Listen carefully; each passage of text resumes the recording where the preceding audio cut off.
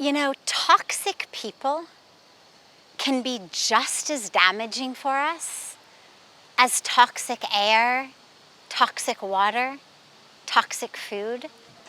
Most of us are really careful about the food we eat, the water we drink, the air we breathe, and yet we don't realize the impact on our minds, our hearts, our spiritual lives of the people who are around us. And when someone around us is toxic, they're negative, they're complaining, they're full of envy, they're full of anger.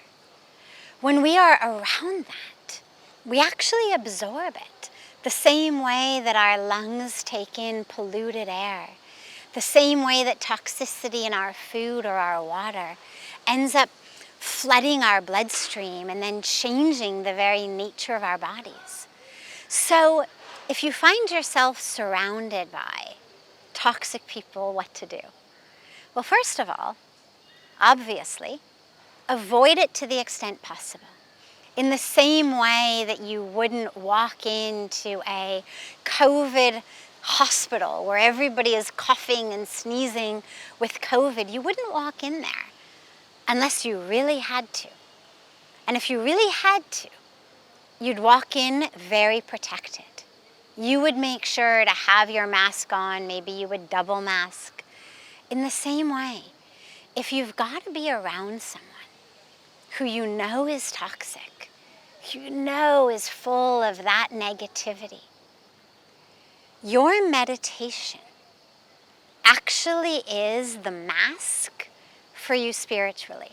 Like the physical mask protects our nose and our mouth, our meditation actually protects us, and in a much better way, because it's not a physical boundary. What meditation does is it actually takes our mind, our heart, our energetic being, and it makes it almost immune to that toxicity, to that negativity. So it's like a built-in spiritual vaccination.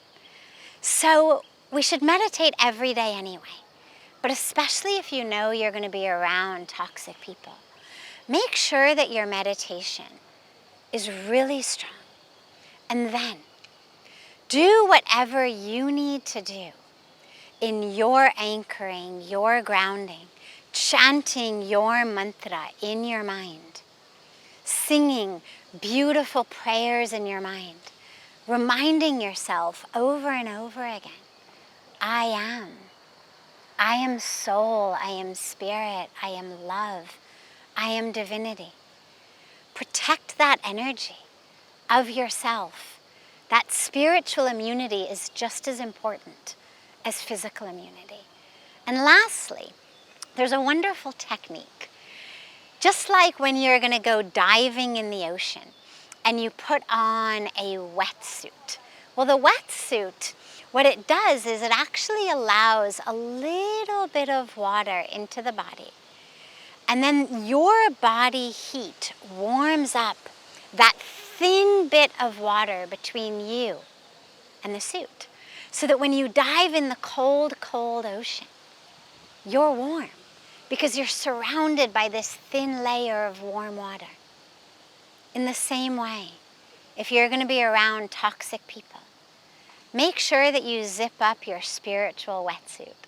And before you go into that situation, use your meditation, your prayer, to change the energy around you.